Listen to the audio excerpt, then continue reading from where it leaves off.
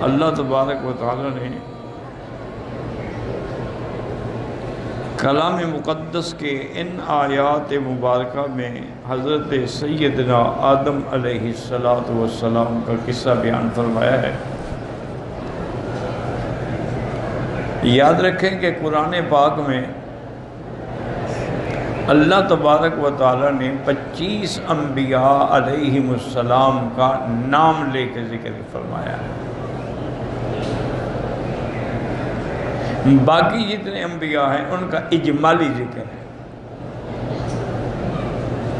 اس لیے اللہ نے فرمایا کہ میرے محبوب بہت انبیاء ہیں جن کے واقعات ہم نے آپ کو بیان کیے، منہم من لم نقصص علیک، اور بہت ہیں جن کا ہم نے ذکر نہیں کیا۔ تو ان 25 انبیاء میں سے پھر 4 انبیاء جو ہیں ان کا ذکر قرآن میں بہت بے حد تفصیل سے آیا ہے اور مختلف صورتوں میں آیا ہے۔ سورۃ البقرہ میں، اعراف میں، سورۃ طٰہٰ میں، سورۃ الانبیاء میں، یعنی کئی صورتوں میں ذکر ہے۔ ان میں ایک حضرت آدم علیہ السلام ہے کہ ان کا ذکر بھی اللہ نے قرآن میں کئی مقام پہ فرمایا ہے اور بڑی تفصیل سے ذکر فرمایا۔ اس کی وجہ کیا ہے؟ کہ اس لیے کہ حضرت آدم جو ہیں وہ ابو البشر ہیں، تمام انسانوں کے باپ ہیں، وہیں سے تخلیق انسانیت کی ابتدا ہوئی ہے۔ سب سے پہلے اللہ نے آدم کو پیدا کیا، پھر حوا کو پیدا کیا، اس کے بعد پھر آگے آ کے ان کی نسل چلی۔ اور دوسرا یہ ہے کہ اللہ نے ہر مخلوق کو حکم سے پیدا فرمایا ہے کہ ہو جا، ہو گیا۔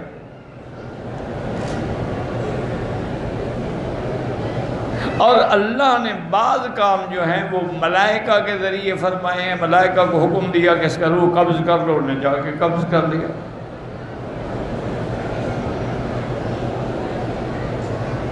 لیکن یہ آدم کی شان ہے کہ جس کو اللہ نے اپنے ہاتھوں سے بنایا۔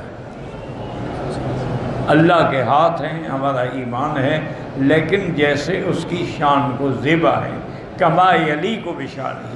یہ بحث کبھی نہ کرنا کہ ہاتھ کیسے ہیں، کتنے لمبے ہیں، کتنے چوڑے ہیں۔ یہ بحث کرو گے تو پھر کافر ہو جاؤ۔ اللہ کی جتنی صفات ہیں ان پر بس ایمان ہے۔ اس کی وجہ یہ ہے نا کہ انسان مخلوق کے بارے میں تو بات کر سکتا ہے، خالق کے کنہوں میں کیسے پہنچے؟ وہاں تو عقل ہی کام نہیں کرتی نا۔ وہ چیزیں تو ماورائے عقل ہیں، اس لیے وہاں ہمارا یہی ایمان ہوتا ہے کہ اللہ کے ہاتھوں کا ذکر ہے، آمنا بھی۔ جیسے کافروں نے، یہودیوں نے کہا تھا قالت الیہود ید اللہ مغلولہ، اللہ کے ہاتھ بندھے ہوئے ہیں، جس کے رد میں آیا بل یداہ مبسوطتان، اللہ کے ہاتھ کھلے ہوئے۔ اسی طرح اللہ کے چہرے مبارک کا بھی ذکر ہے قرآن میں، فَوَلُّوا وُجُوهَكُمْ شَطْرَهُ أَيْنَمَا تُوَلُّوا فَثَمَّ وَجْهُ اللَّهِ، وجہ اللہ کا ذکر آ گیا۔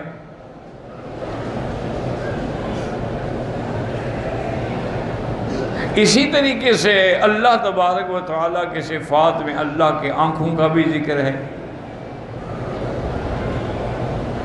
اللہ نے نوح علیہ السلام کو حکم فرمایا تھا کہ وَاصْنَعِ الْفُلْكَ بِأَعْيُنِنَا، کشتی بناؤ میری آنکھوں کے سامنے۔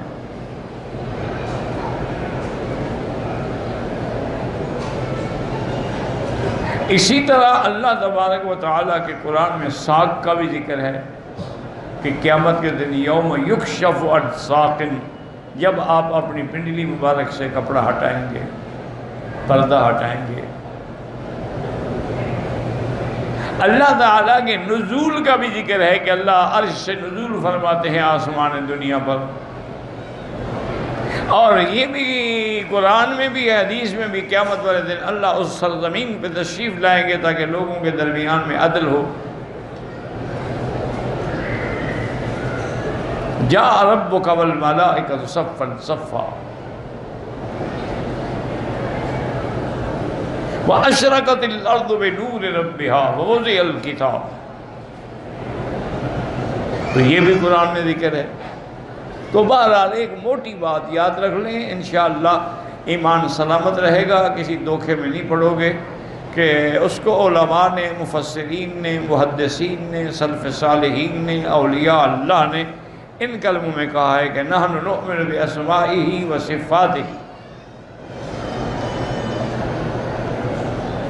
ما ذکرہ اللہ فی کتابہ او علی لسان رسولہ من غیر تکییف ولا تعطیل ولا تشبیہ ولا تمثیل، کہ ہمارا اللہ کے ناموں پر بھی ایمان ہے، اللہ کی صفات پر بھی ایمان ہے، لیکن صفتیں بھی وہ جو قرآن میں ہیں یا حضور نے بیان فرما دی، خود نہیں بنانی صفت. لیکن کیسے ایمان ہے کہ ہم اس کی تکییف نہیں کریں گے کہ جی آپ کا ہاتھ کیسے، نہیں، ہاتھ ہے بس، اور مثال بھی نہیں دیں گے کہ جی آپ کا چہرہ مبارک ایسے ہے، یہ مثال بھی نہیں، کیونکہ لیس کمثلہ شیء، اس کی کوئی مثل نہیں. اور اسی آیت کے ساتھ دیکھیں کیسے ایک تو فرماتے اس کی مثل کوئی نہیں، آگے فرمایا انہ هو السمیع البصیر، وہ سننے والے بھی ہیں اور دیکھنے والے بھی ہیں. تو اب جو ملحدین تھے ان کو مغالطہ لگ گیا، انہوں نے کہا سنتے تو ہم بھی ہیں، دیکھتے تو ہم بھی ہیں، پھر ہماری طرح سننا دیکھنا ہو گیا نا.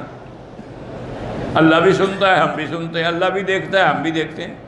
تو یہ جہالت ہے. ہمارے سننے اور اس کے سننے میں فرق ہے. ہم سنتے ہیں لیکن بات تھوڑی دور چلی جائے تو ہم نہیں سن سکتے، کانوں میں کوئی بیماری ہو جائے ہم نہیں سن سکتے، اگر ہمارے آگے دیوار آ جائے ہم نہیں دیکھ سکتے. لیکن اللہ تعالیٰ کی ذات جو ہے وہ تو، اگر کوئی چیوٹی، جیسے بزرگوں نے لکھا ہے کہ النملۃ السوداء فی اللیلۃ الظلماء، کہ اندھیری رات ہو اور چیونٹی بھی سیاہ ہو، علی الصخرۃ الصماء، اور پتھر پہ چل رہی ہو، اس کے پاؤں کی آواز بھی وہ سنتے ہیں.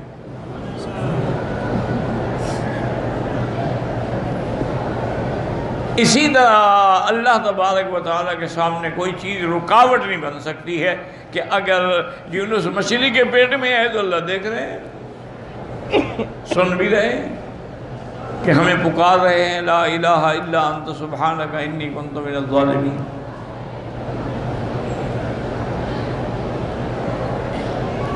تو اس لیے ہمیشہ یاد رکھیں کہ ہمارا ایمان ہے، اور یہ شان آدم ہے کہ اللہ نے اپنے ہاتھوں سے بنایا. اللہ نے فرمایا کہ ملائکہ میں نے آدم کو اپنے ہاتھوں سے بنایا ہے.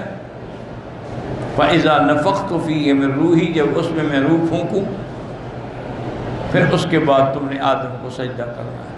اس کا معنی یہ نہیں ہوتا کہ روح پھونکنے کے فوراً بعد، وہ تو کئی دنوں کے بعد کی بات ہے سجدے کی. کبھی اختصار ہوتا ہے، کبھی اجمال ہوتا ہے، کبھی تفصیل ہوتی ہے.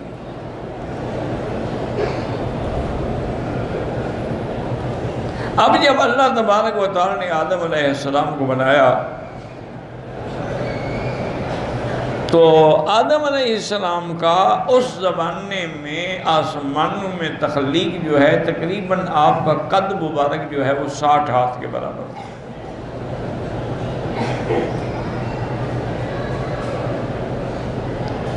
پھر اللہ نے ملائکہ کو حکم دیا. اب ملائکہ سے مراد تمام ملائکہ ہیں. فسجد الملائکۃ کلہم اجمعون، آسمانوں کے، زمینوں کے، حول العرش، حول الکرسی، جتنے بھی، کلہم، پھر اجمعون، کلہم کا لفظ بھی آ گیا، اجمعون جمع کا صیغہ بھی آ گیا.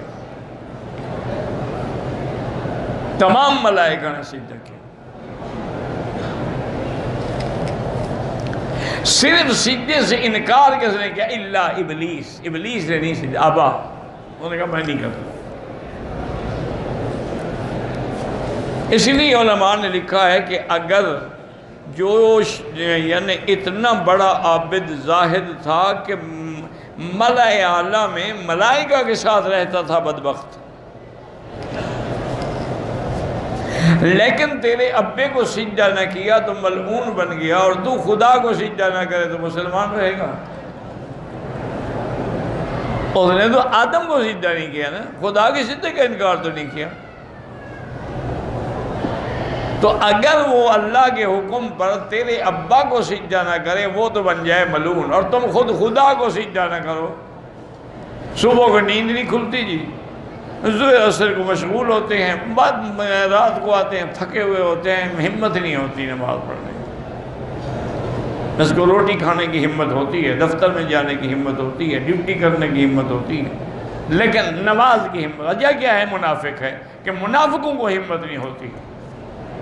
اذا قاموا الى الصلاة قاموا كسالى، جب وہ نماز پڑھیں گے بھی تو ایسے مر مر کے پڑھیں گے۔ اور مومن کی تو خوشی راحت ایمان ہی نماز میں ہے۔ میرے آقا رحمت دو عالم صلی اللہ علیہ وسلم فرماتے تھے ارحنا یا بلال، ارحنا یا بلال، اذان کہو ہمیں راحت پہنچاؤ۔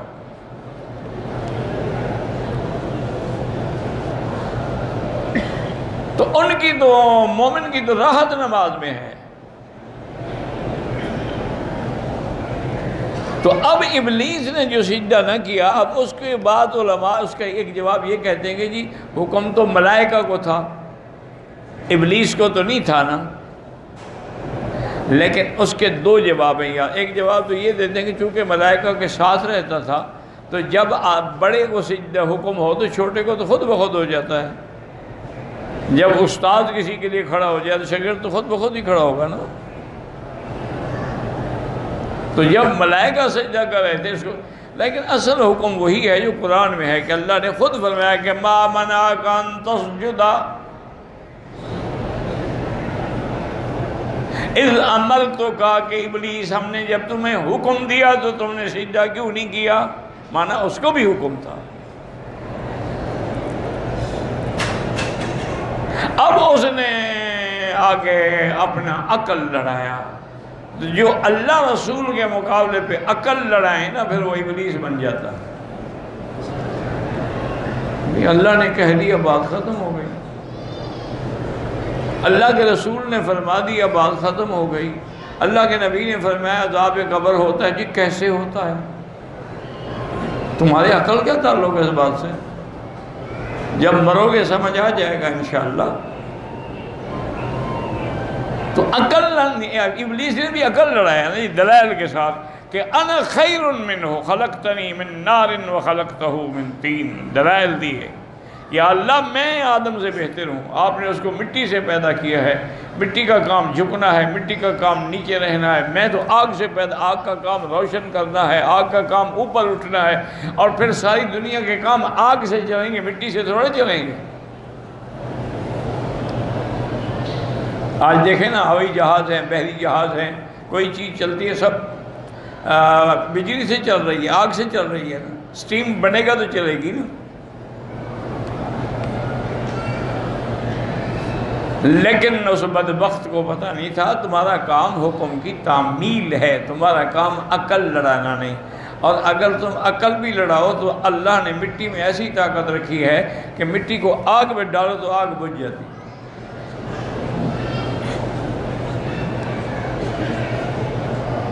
آگ مٹی کے اوپر جلتی رہے، اب مٹی کی کا کچھ نہیں بگاڑ سکتی، لیکن مٹی کو آگ کے اوپر ڈال دو آگ ختم۔ اسی لیے جب قیامت قائم ہوگی نا جی، اور آدم کی اولاد جنت میں جائے گی تو اب کوئی ابلیس چیخے گا یقول الکافر یا لیتنی کنت ترابا، کاش میں بھی مٹی ہوتا۔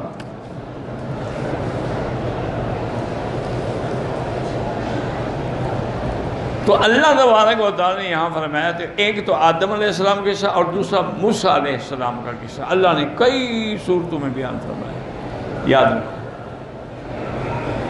حتیٰ کہ موسیٰ علیہ السلام کی پیدائش کا قصہ، موسیٰ علیہ السلام کے فرعون میں بچپن کا قصہ، جوانی کا قصہ، ان کے ہاتھ سے بندے کے مر جانے کا قصہ، پھر مصر چھوڑ کے مدین جانے کا، مدائن جانے کا، یعنی پوری تفصیل ہے۔ وجہ کیا ہے کہ موسیٰ علیہ السلام کا قصہ اتنی تفصیل سے کیوں آیا کہ حضور کے زمانے میں یہودی موجود تھے مدینے میں، اور یہود اپنے آپ کو اہل کتاب بھی کہتے تھے، تورات تھی ان کے پاس، تو جب حضور موسیٰ علیہ السلام کا قصہ سنائیں گے تو ان کو ماننا پڑے گا کہ یہ سچا نبی ہے، ورنہ اس کو کیسے پتہ ہے موسیٰ علیہ السلام کا؟ وہ تو 1200 سال پہلے گزر گئے۔ تو حضور کی نبوت کی تصدیق ہے موسیٰ علیہ السلام کے قصے۔ اسی طرح ابراہیم علیہ السلام کا قصہ بھی اللہ نے کئی صورتوں میں بیان کیا ہے۔ کیوں کہ ابراہیم علیہ السلام جو ہے وہ بانی کعبہ ہے۔ ابراہیم علیہ السلام کی وجہ سے اللہ نے مقام ابراہیم اور کعبہ اور سنت قربانی اور سب ابراہیم الخلیل کی یاد کو تازہ کیا۔ اور ابراہیم کا قصہ تفصیل سے کیوں آیا کہ مکے والے کہتے تھے ہم بھی ملت ابراہیم پہ ہیں۔ وہ کہتے ہیں ابراہیم علیہ السلام نے جو کعبہ بنایا ہے ہم اس کے مجاور ہیں، ہم تو ملت ابراہیم ہی پہ ہیں۔ جیسے آج کا مشرک بھی کہتا ہے کہ جی ہم تو اللہ کی توحید پہ ہیں، جن لوگوں نے ساری زندگی اللہ کا کام کیا ہے ہم اس کی قبروں پر سجدے کر رہے ہیں، ان کا احترام کر رہے ہیں۔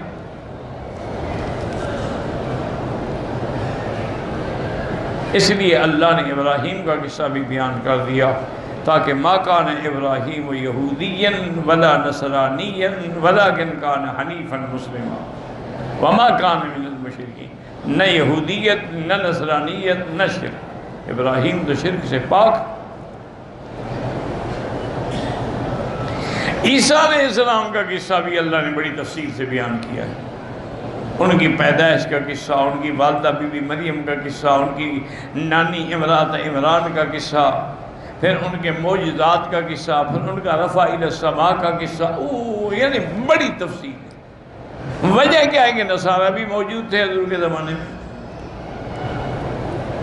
تو جب حضور عیسیٰ کی بات کریں گے تو نصرانی کو سوچنا تو پڑے گا کہ اللہ کا سچا نبی ہے۔ تو اس لیے اللہ نے ان انبیاء کے قصوں کو زیادہ تفصیل سے بیان کیا۔ اب دوسرا مسئلہ یہاں یہ سمجھیں کہ یہاں آیا ہے نا فنسیا، آدم بھول گیا، تو یہ یاد رکھیں کہ انبیاء علیہم السلام گناہوں سے پاک ہوتے ہیں لیکن نسیان ہو سکتا ہے، بھول سکتے، سہو ہو جاتی ہے، بھول جانا سہو ہو جانا یہ گناہ نہیں ہے، ورنہ گناہوں سے انبیاء پاک ہوتے ہیں، کبائر سے بھی پاک ہوتے ہیں، صغائر سے بھی پاک ہوتے ہیں، چھوٹے چھوٹے گناہوں سے بھی پاک ہوتے ہیں۔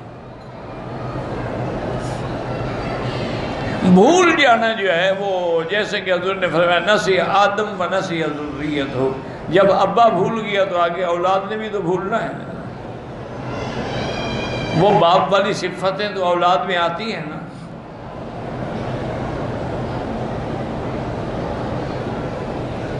حضور پاک بھی بھول گئے نماز میں، آپ نے 4 رکعتوں کے بجائے 2 رکعتیں پڑھا دی، سلام پھیر دیے، بھول گئے۔ اسی لیے پھر حضور نے فرمایا تھا کہ انما انا بشر انسا کما تنسون واغضب کما تغضبون، اے صحابہ میں انسان ہوں، میں بشر ہوں، میں ابن عبداللہ ہوں، میں بھی بھول جاتا ہوں جیسے تم بھول جاتے ہو، مجھے بھی غصہ آتا ہے جیسے تم کو آتا ہے۔ فَإِذَا نَسِيتُ فَذَكِّرُونِي، اگر میں کوئی بات بھول جاؤں تو مجھے یاد دلایا کرو۔ تو نسیان کا اطلاق ہو سکتا ہے۔ اچھا اب اللہ آدم علیہ السلام کے بارے میں فرما رہے نسیا، پھر فرماتے عصا آدم ربہ فغوا، عصا تو عصیان ہے، نافرمانی ہے، غوا گمراہی ہے، پھر آپ خود ہی فرما رہے ہیں کہ بھول گیا، تو علماء نے فرمایا بھائی کہ بڑوں کی چھوٹی غلطی بھی بڑی ہوتی ہے، اگر شان بڑی ہو تو پھر ترک اولا جو ہے وہ بھی گناہ ہو جاتا ہے، ترک افضل جو ہے وہ بھی گناہ ہو جاتا ہے۔ اب دیکھو نا تم عمرے پہ آئے ہو، نمازیں نہ پڑھو تمہیں کوئی فرق نہیں پڑتا، اللہ والوں کی تو تہجد قضا ہو جائے تو سارا دن روتے رہتے ہیں کہ مجھ سے کون سا گناہ ہوا کہ رات اللہ نے مجھے نماز نہیں پڑھنے دی، وہ تو سارا دن اسی میں روتے ہیں۔ اور ہمارے فرض بھی نہ پڑھیں کوئی فرق نہیں، بھی عمرہ کر لیا بس خلاص، طواف ہو گیا، صفا ہو گئی، کعبہ شریف دیکھ لیا، اب کیا ضرورت ہے کہ ہم نمازیں بھی پڑھیں؟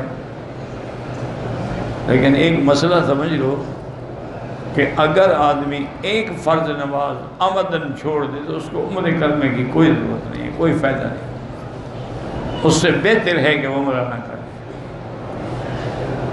ایک غلطی آپ اپنے ملک میں کرتے تھے، ایک مکہ مدینے میں کریں گے تو آسمان زمین کا فرق ہے۔ وہاں بھی آپ شیو کراتے تھے اور مکہ مدینے میں بھی شیو کراؤ، وہاں بھی آپ جھوٹ بولتے تھے، یہاں بھی جھوٹ بولو، وہاں بھی آپ اگر حرام کھاتے تھے یہاں بھی کھاؤ، پھر کیا فائدہ عمرے پہ آنے کا؟ کسی نے اسی لیے کہا تھا نا کہ زمین بدلی، زمان بدلا، مکین بدلی، مکان بدلا، نہ تو بدلا نہ میں بدلا، تو پھر بدلا تو کیا بدلا؟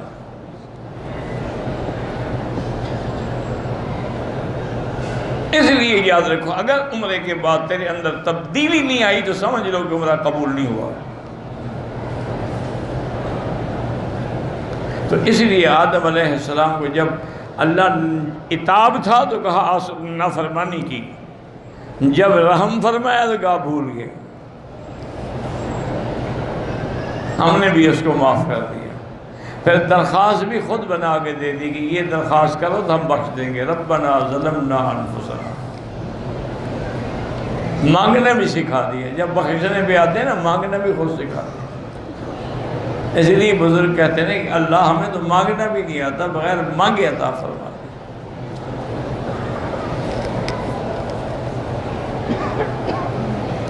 اچھا پھر اللہ نے آدم علیہ السلام کو بڑی وضاحت سے بتلا دیا کہ ان ھذا عدو لک ولزوجک، کہ آدم یہ ابلیس تیرا بھی دشمن، تیری بیوی کا بھی دشمن۔ اگر یہاں صرف یہ کہہ دیتے کہ آدم تیرا دشمن تو کافی تھا، لیکن بیوی کا نام بھی ساتھ لیا تاکہ وہ بھی کسی دھوکے میں نہ رہے کہ میں تو نبی کی بیوی ہوں، میرے ساتھ شیطان کا کیا کام، میں تو آدم کی بیوی ہوں، میں تو خلیفۃ اللہ فی الارض کی بیوی ہوں۔ نہیں تیرا بھی دشمن ہے، اور دشمن تو دونوں کو نقصان پہنچا سکتا ہے۔ فَلَا يُخْرِجَنَّكُمَا مِنَ الْجَنَّةِ فَتَشْقَىٰ، تم دونوں کو یہ جنت سے نکال نہ دے، اگر ایسا ہوا تو پھر تمہارے لیے بڑی بدبختی ہے۔ کہاں جنت اور پھر کہاں یہ دنیا؟ اور جنت کی تو صفت یہ ہے کہ انک اللہ تجوع فیہا ولا تعری، یعنی یہاں نہ بھوک لگتی ہے، نہ کبھی آدمی کو کسی قسم کی عریانی ہوتی ہے، اسی طرح نہ پیاس لگتی ہے، نہ سورج کی گرمی لگتی ہے۔ جنت میں کتنے آرام سے ہو تم، لیکن خبردار اس سے بچ کے رہنا۔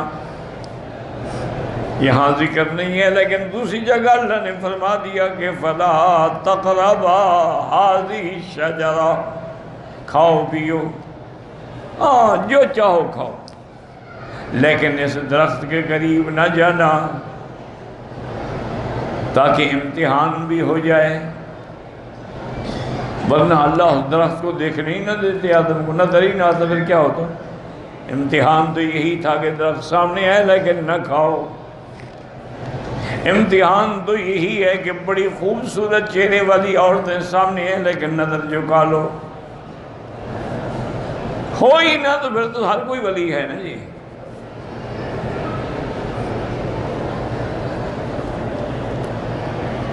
اللہ اکبر۔ فَوَسْوَسَ إِلَيْهِ الشَّيْطَانُ، ابلیس نے وسوسہ ڈالا۔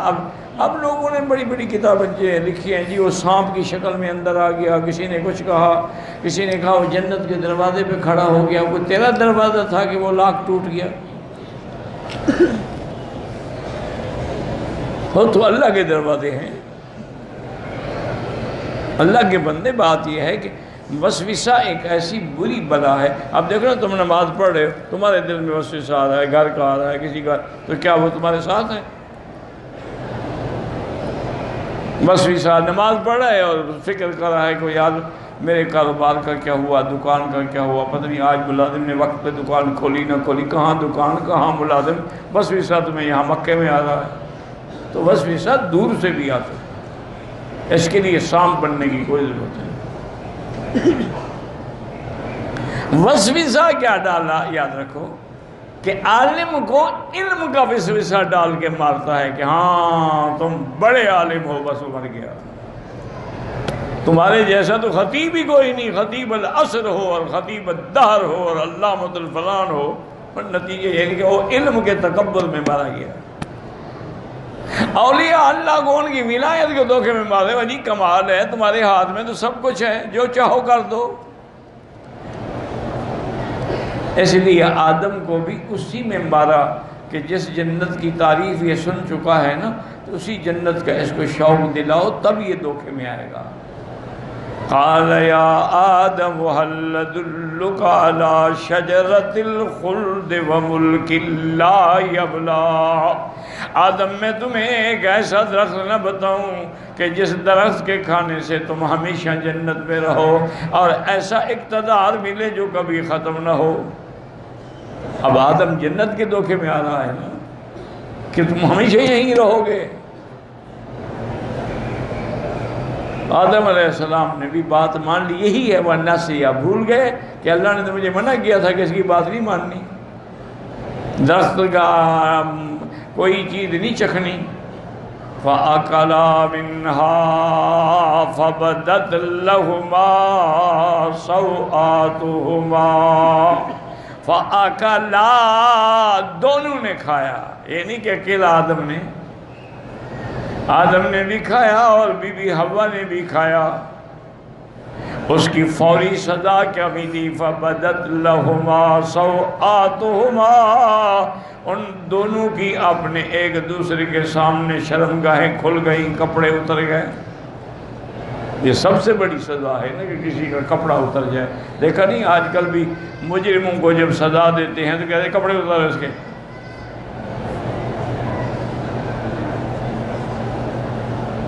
تو پہلی سزا ہمارے ابا کو بھی یہی ملی کہ کپڑے اتر گئے۔ اب آدم اور حوا دونوں حیران ہیں کہ انہوں نے تو کبھی اپنا ننگ دیکھا ہی نہیں تھا۔ فَأَكَلَا مِنْهَا فَبَدَتْ لَهُمَا سَوْآتُهُمَا وَطَفِقَا يَخْصِفَانِ عَلَيْهِمَا مِنْ وَرَقِ الْجَنَّةِ، اب دونوں نے جنت کے درختوں سے پتے پکڑ کے توڑ کے اپنے بدن کو چھپایا۔ یہاں تو خیر ذکر نہیں ہے، لیکن بعض روایات میں آیا ہے کہ انہوں نے تین کے پتے، جس کو آپ انجیر کہتے ہیں، اس کے پتے توڑے۔ ویسے یہ تین بھی بڑی عجیب چیز ہے، اللہ نے اس کی قسم کھائی ہے قرآن میں، وَالتِّينِ وَالزَّيْتُونِ وَطُورِ سِينِينَ۔ اللہ نے فرمایا مجھے قسم ہے تین کی اور زیتون کی۔ یاد رکھیں حضور نے فرمایا تین کھایا کرو، اس سے بواسیر ختم ہو جاتی ہے، اور حضور نے فرمایا تین کھایا کرو اور اس کا استعمال کیا کرو تاکہ اس سے تمہارے چہرے پہ رونق آتی ہے، تمہارے منہ کی بدبو ختم ہو جاتی ہے۔ اور حضور کو انجیر کا جو اپنا چیز ہے، مطلب مسواک بھی آپ فرماتے تھے کبھی کبھی، اس کی لکڑی ہوتی ہونے سے۔ اور پھر یہ بھی انجیر کی صفت ہے کہ ہر پھل ایک دفعہ، مثلا کھجور لگ گئی، پک گئی، ٹوٹ گئی، پھر نہیں لگے گی، اب پھر اگلے سال لگے گی، لیکن انجیر ایسی چیز ہے کہ ایک دفعہ ٹوٹ جائے تو پھر لگ جاتا ہے۔ اچھا، ساری دنیا کے میوے دیکھیں، مثلا بادام ہے، اس کے اندر سے کھاتے، اوپر والا حصہ تو نہیں کھاتے ہو نا، کسی کا اندر کھاتے ہیں، کسی کا باہر کھاتے ہیں، لیکن یہ تین ہے جو اندر سے بھی باہر سے بھی ایک ہے، کھایا جاتا ہے، اس میں نفاق نہیں ہے کہ اندر سے کچھ ہو اور باہر سے کچھ ہو، یہ سارے کا سارا کھایا جاتا ہے۔ اور پھر اللہ کی شان ہے، اس کے پتے بھی بڑے بڑے ہوتے ہیں۔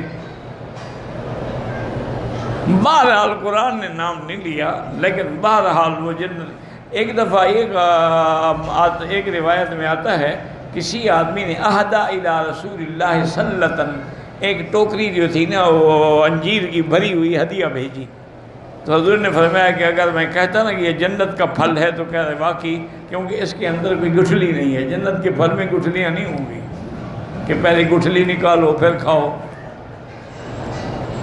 میں بلا عجم ہے، بغیر گٹھلی کے، تو گویا کہ یہ بھی ایک جنت کا پھل ہے۔